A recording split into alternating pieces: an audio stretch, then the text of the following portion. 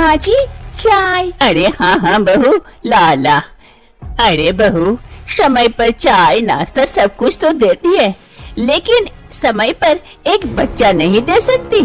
शादी को 2 साल हो गए तेरे, लेकिन अभी तक कोई बच्चा नहीं है।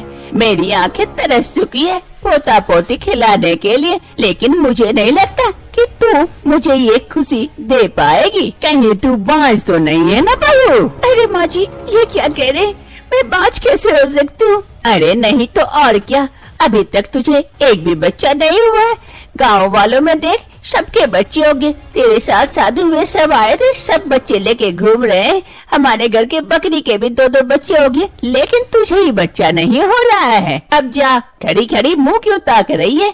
घर में जा, नाश्ता वगैरह का इंतजाम कर, तुझसे वही हो पाएगा, बच्चा तुझसे पैदा नहीं हो पाएगा। मैं समझ गई। मनीषा रोते रोते घर के अंदर चली जाती है और इधर आभा देवी। अरे अब क्या बताऊं, एक बहू लाई थी, 2 साल हो गए, अभी तक बच्चे का खुशी नहीं दे पाई। कैसी बहू है, औरत के नाम पे तो कलंक है, कलंक।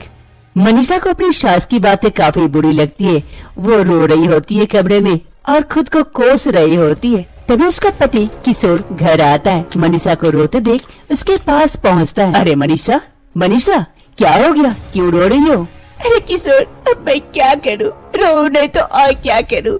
हमारे शादी को 2 साल हो गए, लेकिन अभी तक कोई बच्चा नहीं है। अब तो सासू माँ भी मुझे सुधारने लगी है कि मैं बाज हूँ। अब तो मुझे भी लगने लगा है कि सच में क्या मैं बाज हूँ, कि मैं एक बच्चा नहीं दे सकती, माँ बनने का सुख प्राप्त नहीं कर सकती। किशोर, अब मैं क्या करूँ, तू भी बताओ। अरे नाना मनीषा, ऐसे रोआ मत करो, ऐसे मत टूटो। देखना, ऊपर वाले के घर देर है अंधेर नहीं। वो जरूर हमारी मनोकामना पूरी करेंगे, तुम्हें बच्चा जरूर देंगे, तुम्हें माँ बनने का सुख जरूर प्राप्त करेंगे। लेकिन कब किशोर, कब? 2 साल तो हो गए शादी को, और कितने साल इंतजार करूं? अरे मनीषा, तुम एक काम क्यों नहीं करती? मैंने सुना है कि पड़ोस के गांव में एक बाबा जी रहते हैं, वो सबके रोगों का इलाज करते हैं। तुम भी वहाँ जाकर बाबा जी से भेंट करके आओ, हो सकता है उनके पास कोई ऐसी जड़ी बूटी हो जिससे तुम माँ बन जाओ। क्या ऐसा हो सकता है क्या? अरे हाँ मनीषा, क्यों नहीं हो सकता है। हम कोशिश करने से पीछे तो हट नहीं सकते, कोशिश तो करनी चाहिए। क्या पता कौन सा तरीका काम आ जाए। हाँ किशोर, तुम सही कह रहे हो, कल ही मैं उस बाबा जी से मिलकर आऊंगी। दूसरे रोज ही मनीषा निकल पड़ती है उस बाबा जी यानी कि बैदराज जी से मिलने के लिए। दूसरे गांव की ओर धीरे धीरे आगे बढ़ते बढ़ते एक जगह आ पहुंचती है, जहां सामने उसे एक घर नजर आता है। अरे लग रहा है उस बाबा जी का घर यही है, यही तो बता रहे थे सभी कोई। अरे हाँ, यहाँ तो बोर्ड भी लगा हुआ है, बैदराज। चलती हूँ अंदर। ऊपर वाले अपनी दया बनाए रखना, इनके पास मेरे इस रोग का इलाज हो और मैं माँ बन जाऊँ, इतना कर देना। मनीषा धीरे धीरे उस घर के अंदर चली जाती है बैदराज जी से मिलने के लिए। बैदराज जी अंदर कमरे में बैठे हुए थे, वहाँ मनीषा पहुँचती है। नमस्कार बैदराज जी। अरे नमस्कार नमस्कार, बताओ बेटी क्या दिक्कत है तुम्हें, जो तुम्हें इस बैदराज के पास आना पड़ा? बैदराज जी, शादी को 2 साल हो गए, लेकिन अभी तक कोई बच्चा नहीं है। सास हर रोज सुनाने लगी है, क्या मैं माँ नहीं बन सकती, माँ का सुख प्राप्त नहीं कर सकती? क्या आपके पास ऐसी कोई दवा है जिससे मैं माँ बन जाऊँ?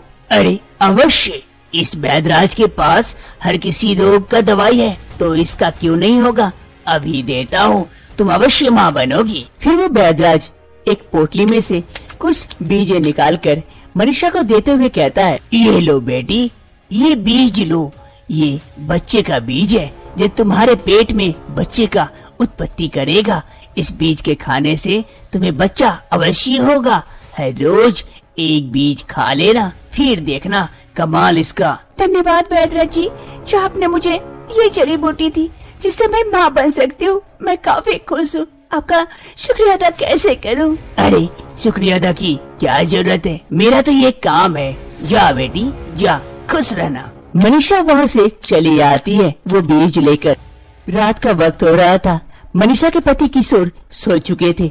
मनीषा वो बीज लेके आती है जो बैदराज जी ने दिए थे। वो बीज मनीषा खा लेती है। और जाकर सो जाती है। अब ऐसे ही दिन बीतने लगते हैं। मनीषा हर रोज रात को सोने से पहले वो बीज का सेवन करती है पूरे 1 महीने तक। मनीषा बैदराज जी द्वारा दिया हुआ बीज को 1 महीने तक सेवन करती है, लेकिन उस पर कोई असर नहीं होता, जिस कारण मनीषा काफी चिंतित हो जाती है। अरे मैंने बैदराज जी द्वारा बीज 1 महीने तक सेवन की, लेकिन कोई असर क्यों नहीं हो रहा है? मैं प्रेग्नेंट क्यों नहीं हो पा रही हूँ? मनीषा खाना बना रही थी और दिमाग में यही सारी बातें चल रही थी। तभी उसका पति किशोर आता है वहाँ पर। अरे मनीषा, मनीषा, ओ खाना बना रही हो? अरे मैं तुमसे एक बात पूछना ही भूल गया, तुम क्या उस बैदराज जी के पास गई थी? अरे हाँ किशोर, मैं गई थी।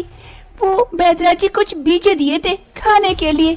मैं वो जड़ी बूटी वाले बीजे खाई 1 महीने तक, लेकिन देखो कोई असर ही नहीं है। क्या करूँ, कुछ समझ नहीं आ रहा है। अरे लगता है उसके वो जड़ी बूटी वाला बीजों का असर खत्म हो गया था। एक काम करना, तुम जाके दोबारा मिलो, देखना वो दवाई बदल के देंगे, अब पक्का असर होगा। मैं भी वही सोच रही थी, उनसे मिलने की बात।